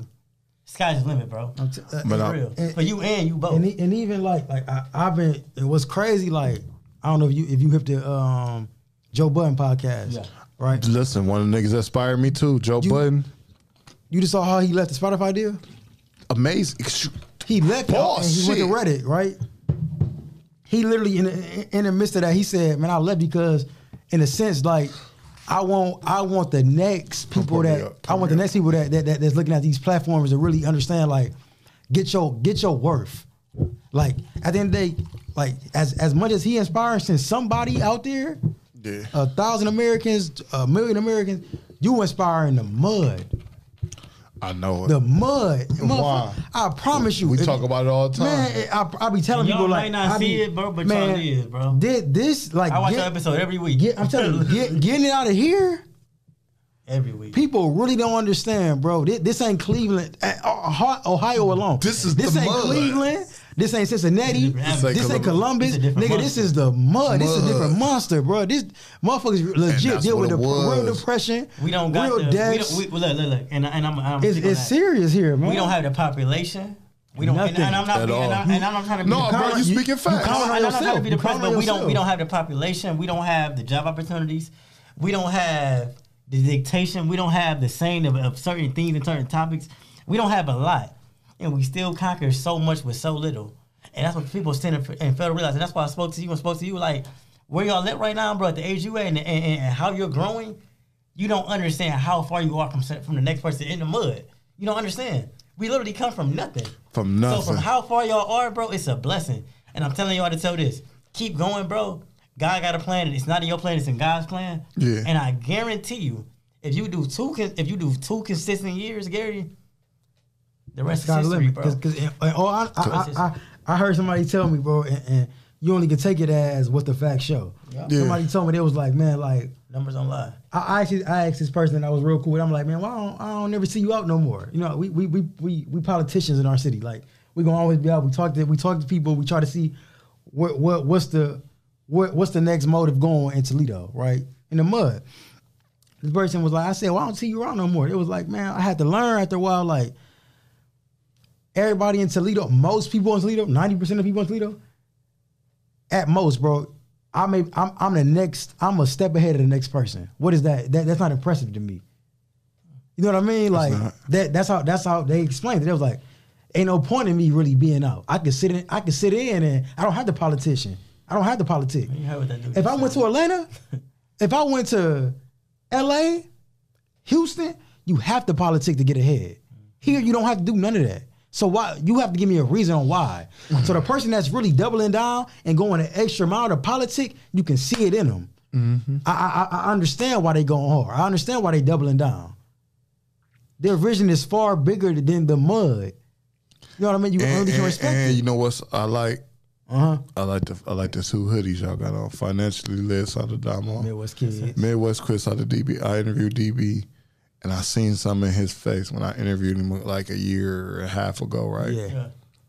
He inspired me, and he is the first, and I'm going to quote saying this, nobody, not a soul, that brand right there you got on, the Midwest Kids shit, he's the first to be like, man, I can do this from here. That's a fact. And no offense, that's what we missing. That's why I like the that. 419 Grind Studio. We can do this shit from here. And no offense, bro. Like, I He mean, doing it. if That's anybody the knows, thing, doing if it. anybody know us and Gotti, you know the story. Amazing. You That's know we had Mud Made. You know know it. Gotti took over Mud Made, right? I ain't gonna speak on it too much. It could be fun of the podcast. We can get on that story with Mud Made in general. But I mean, we had multiple conversations with Gotti and a little bit with DP. You know, and I mean, so where them dudes came from. It's a prime example of where if you know where Gotti and DB came from in New York, and sitting there and you feel me and doing what they did, and translating that back to Toledo and coming back here, do you know how much that means for the city? And niggas might not everything, even and see everybody always want to leave the city dry. Man, and they came back and said, you know what? We gonna do it from here. We gonna grow here where we at. And no offense, he had the perfect opportunity. He could have. I don't know if you know. He could have went to LA. He could have went to Marlboro City. I want my life. He could have went to Marlboro City to States, and so could we have both. But him specifically could have left. But guess what? We all have grown, and even including you, have grown and said. Because I could have left. I could have left a long time ago. We all could have, to the point where we gonna grow where we from, because we come from the mud, and we come from nothing. We gonna grow up, and we gonna better the city for the better, bro. It's no way in hell this should not be the next Chicago. And as fucked up as it sounds, Detroit, they and up as the road. crazy as it sounds, it's gonna happen. As long as everybody. I'm telling you, like. I feel like personally what made me stay longer than what I've ever expected was because of strength. Like I know the knowledge that I'm obtaining at the moment, the connections that I'm building is nothing for me to pass it on to the next person that I feel like it's could free. fill these shoes. Honestly, we're 25 years old. I can't name one promoter or one host that I'll be comfortable with passing the torch on along as like y'all gave it to us. Yeah. I can't name that person. I don't know if nobody has a drive or nobody. It's not nobody's interest. You know what I mean? But I don't know what the fuck going on with the next. I can't name that. You know what I mean? As much as we try to inspire and push that genre, it's not in you. It's on you. Preach. I mean, how I say it's not on you. It's in you. How I would say it's not on you. It's in you. I can't point at a young individual coming up like, oh, he got it. Or only person I can name is what? Peanut. Oh Peanut, my God. Peanut. Peanut. And I apologize. You did not hit my mind. And Peanut, that's the only one I can think of. It took 10 seconds. Peanut, you're the only one I can honestly Now, he going to close that route. got it. Investing wise and everything. Can I be honest with you? You got it. Can I be honest with you? Yeah. Can I be honest? And it's gonna be a quick subject. Who the one that came to you in Villa? Who the one that came to you in Villa for Truth Sundays and said, get on these Sundays. We only got Tuesday and Sundays available. Dollar Bill. Who did Dollar Bill create? In a sense, quote unquote. Or put on in a sense. You can't say create. Put on. I'm 100, and you may not know, but Truth Sunday reunion at what was that spot out? Where we went? Next Level? Not Next Level. No. The other after hour. Or the other little. The Wash? No. No. Close the door. On the corner to the back left. Y'all talk about in the cut? Yeah, in the cut. I know y'all talking about. Yeah. He put Peanut on that one. I said, who is this little dude? That's how I got to meet Peanut. And he invested his full hard-earned money as the young nigga within the last year and a half. I was saying, who is this dude? I ain't seen nobody invest money into an event since that young nigga. Since us. And he's I'm like, young. hey, that's the next one. If he stay consistent. COVID's knocked a lot of At the his same time, I know he business built a off. connection. I don't know if nobody noticed he was what FBG. I mean not FBG. BFB. God rest his soul. He was with BFB the Pac-Man. The Pac-Man, yeah. Invested. Yeah. No. Invested. Like, no offense. We wasn't investing our first years. I believe he's a Kaiser, I believe. So he got hustling in his blood. He might know, and I'm not trying to count nobody else. Like, shout out to the pressure. I'm waiting for my hoodie, But he nigga. might be next, bro. He really might. It ain't no mic. It ain't no mic. Ain't no mic about it. It's gonna happen. He gotta put the work But in. I'm saying, But yeah, You gotta put the work in, though. If he's consistent, it's game over. He got the name. It's game over, bro. I'm telling you right now. Listen, I was just looking at his hoodies on live, and he got it. He got it. He got it. But after COVID over with, it's a wrap. It's a wrap for niggas. Over, he gotta apply that. Like I said, if pressure. he says consistent, if he applies pressure like you just said. And well, guess what I ran into, man? And me and Rambo had a disagreement. Shout out to Rambo. Just talking to my nigga Rambo. We had a disagreement. We was talking about the club game, right? And I was telling him the certain artist album come out. I was like, I see that he a boss, and I see Rambo as a leader. Yeah, he definitely is. I'm like, hey, get him an album release party, right? You was speaking on who? I don't want to say the name. Okay. But I'm about to say the name of what's up. I'll tell you off camera, but I want to say the name. He like, yeah, but if I can't get the bar, I don't want to throw the party. I'm like, no, cause you're not looking right. Cause you didn't. How much money do you have before that door open? And it's tax. This shit's tax free. I'm trying to tell him like. He's like, well, dude, let me. And I'll teach you how, but that's another subject.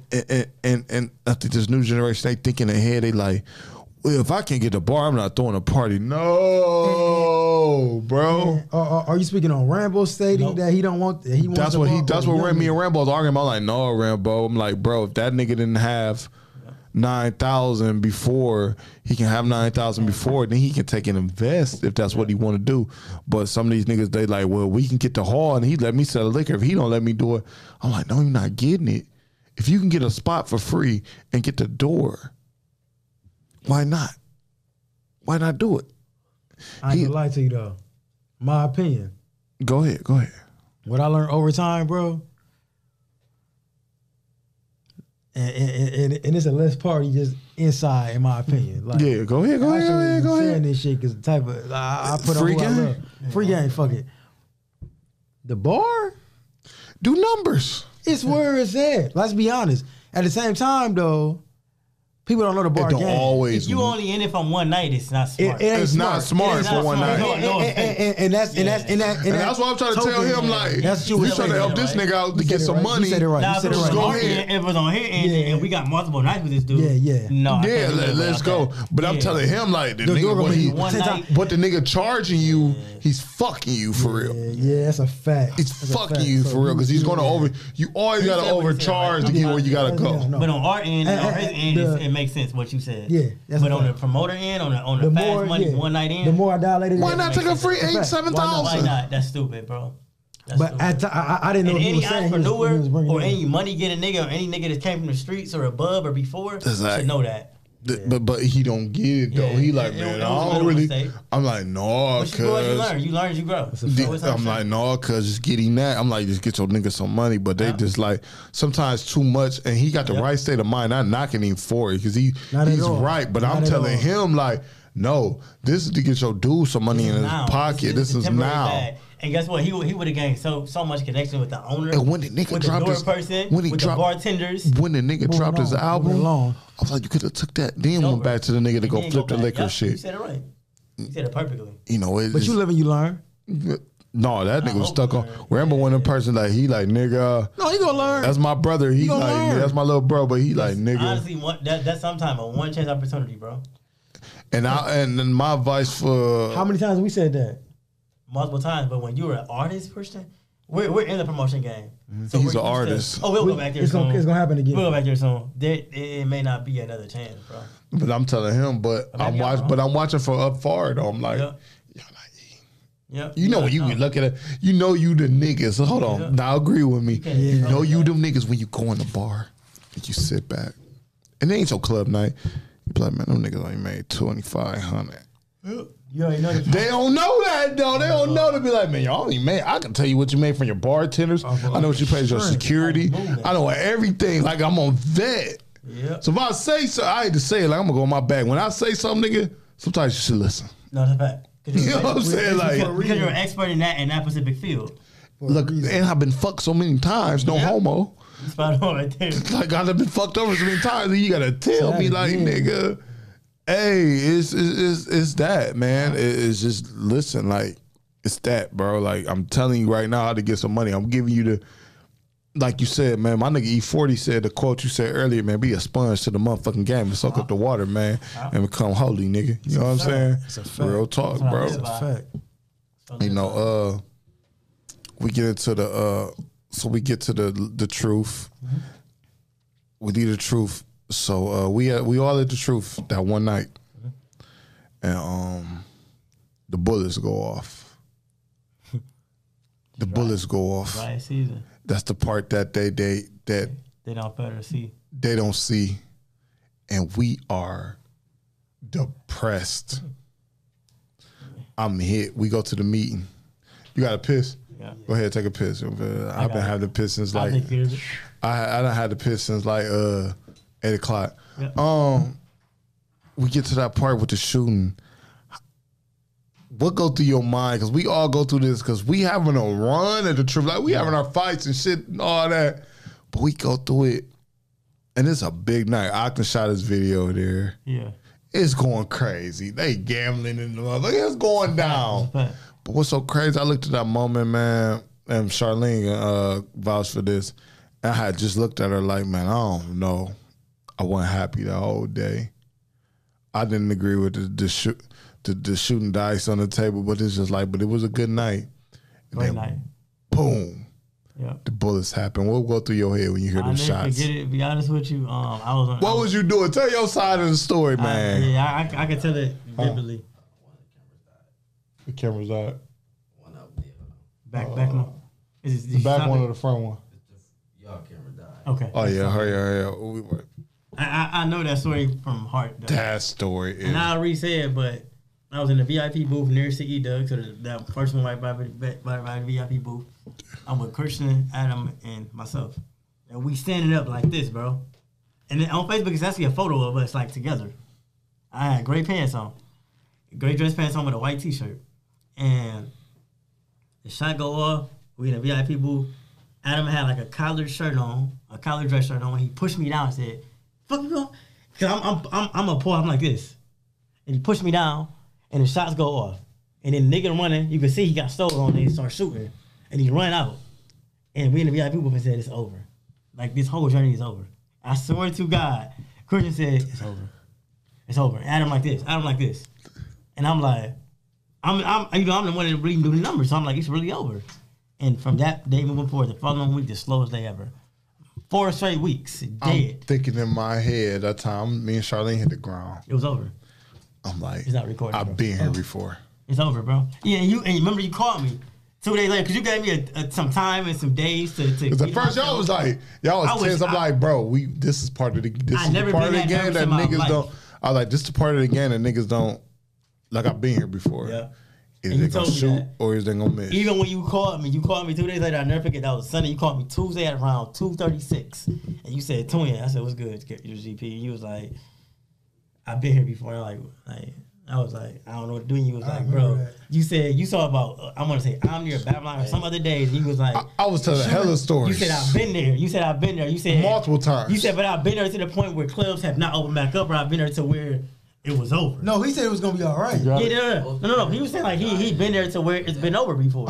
He said y'all be okay. So the bullets go off at the truth.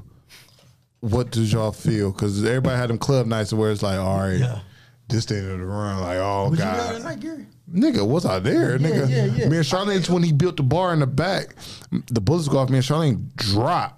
To be honest with you, you know your body language that night? Yeah, but we was by the VIP booth. We was in the VIP booth. I know. I told Gary before the recording, and I knew it was over. When I see Adam and Christian face, bro, you know the body language, bro. And then we watched the tape the next day. We looking at it like we literally on the ground like this, like I was standing up the entire time. I told you that. Remember I told you? I said it's over. That shit was so loud. It's over, bro. I'm on the ground. Guess what I told Charlene? It was over. Can I tell you something though? From that day before, I learned so much on properly constructed security. Where it should be zoned at, where it should be location. I became a businessman from that day moving forward. I learned how to actually be an event planner and not a promoter. A promoter want to make money. The event planner gonna make sure everything is constructed goes right. But I also told y'all. Some shit is out of your motherfucking hand. That was gonna happen regardless of what you had going on. A couple weeks prior, wasn't the situation that we talked about, and we was like, man, it comes with the game. Because we had a day party that day. Yep, that's a fact. You remember that? And I think after that, we were just like, that's when I'm like, oh man, I gotta start stacking my money. Like, what the fuck is going serious? They started getting serious in the streets. To was confused. These niggas, this nigga giving me it ain't really, and it got tight, man. It got tight after that. Got real tight. So that's when the journey of the bad things started happening though. Yeah, the game test started testing us. That's when God tested us. I'm talking about it was nice when we get in. I'm talking about 3 days on our doors. Like, you ain't got rent money. I'm calling mama saying like, what do you think I should do? The nights I went through after Babylon. Yeah, to where I no offense, can I be 100? Like, I got a job April of 2019. I got a job 2019. I got a job like 2019. Yeah. It was nothing I could do. Out of college, I was still an entrepreneur when I graduated college. But when that hit and Signal Thursdays got rid of too because of all the incidents that happened, y'all went in on that though. I was only on event planning, or promotion. So at that time, I said, I got to go back to the roots. I got to go back into 9 to 5.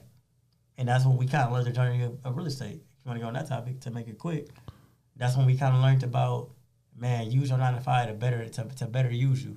Right? So use that as leverage. And I'm glad you said that because some people in this world think that, and you got the right fucking hoodie on, financially lit. Mm-hmm. Some people think it's wrong. Something wrong with a fucking job. It's not. It's not at all. We all done had them, man, because everybody can't be a boss and everybody can't handle a loss. You know what I'm saying? Real talk. I ain't never heard it in that phrase, but you said it perfectly. And it's nothing wrong with that. It's just we fall into the social media shit. We talked about it. We talked about it the other day. Like he felt like you get off work, bro. You some days you don't feel you pissed. Shit. It happens. Simple as that. And he was expressing how he felt about that day at work, and I'm like, man, we just broke it all down. Like, I'm like, do you feel like the job is a burden to you? No. Is it helping you get to this point? Yes. Is it affecting your way of life? No. Use it as a leverage as much as you can until you get tired, until it's not doing that. And then you leave. And to that point, you use that money to get your businesses to every level possible. That they can get to. Simple as that. Yeah. So we got to the club. We just know the truth is just the biggest fucking thing. Yeah. I'm just keep it real. I might put it over to Babylon. That was one of the biggest things in Ohio. I started my DJ career off the truth. Remember. VIPOE. How you say it? VIPOE. Right. That's the liquor. VIPOE. We talked about the chicks smashing. All the whole, the females, the frat. Y'all went to college. I started at 16. Yeah. Everything going on now. And graduating college. Yeah. Just meeting big celebrities. What's next from the twins, dog? Upcoming right now?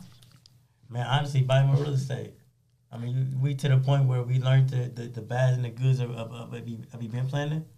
You know what I'm saying? That we took our losses. We went to the 9 to 5. We doubled the 9 to 5 money to better ourselves. We bought our first rental property recently.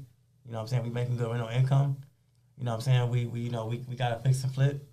You know what I'm saying? We looking at 2 other properties. One may be tenant occupied. One may be, a full flip. So long story short, we kind of really doubling the income of our 9 to 5 to really put it towards our 6 to 10. What would y'all tell some youngins watching this thing? Leverage yourself. Man. Leverage the money you making and don't give up on yourself. And trust in yourself and trust in your dog. And I'll say, y'all youngins, y'all at the age where you feel like you got to compete with somebody or you ain't got to. I got to be a step ahead of somebody, man. Be true to yourself. Yeah. Trust in your craft. Save your money.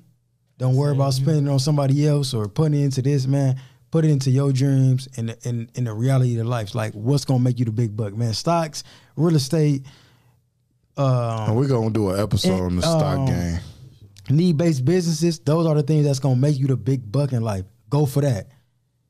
If you an athlete, put your 100%, 150% into that. Which one of y'all can hoop? I used to hoop. He the ass one. Yeah. He was the ass one. He was the ass one. I was the ass one to hoop, but I used to box though. He was the ass one. But man, I want to tell y'all, man, I want to thank y'all for coming through. Always. I appreciate y'all. I wish we had more time. But at the end of the show, we always do this. Yes, sir. I'm going to say 3 things. And when y'all hear that word, I want y'all to tell me what comes to your mind. No matter which one of y'all answer it. Yes, sir. I want to say, I'm going to start off with this. Promotion. Marketing.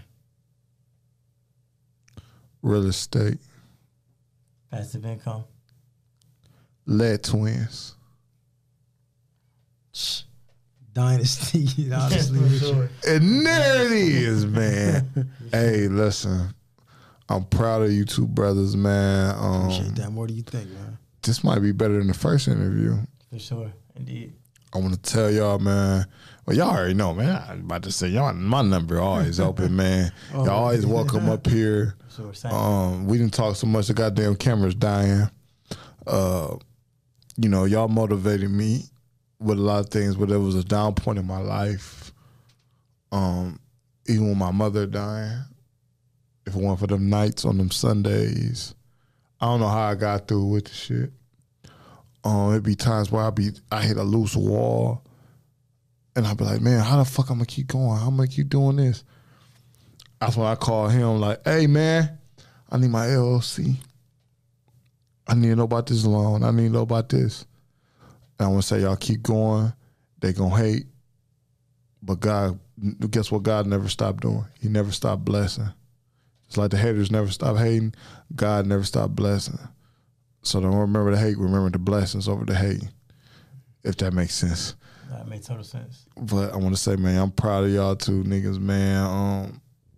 Anytime y'all want to come up here, got something on your mind, help, anything, man. Y'all know GP here, man. If you need the honey, the X pills, the pills for the anything, man. Y'all know I got y'all, man.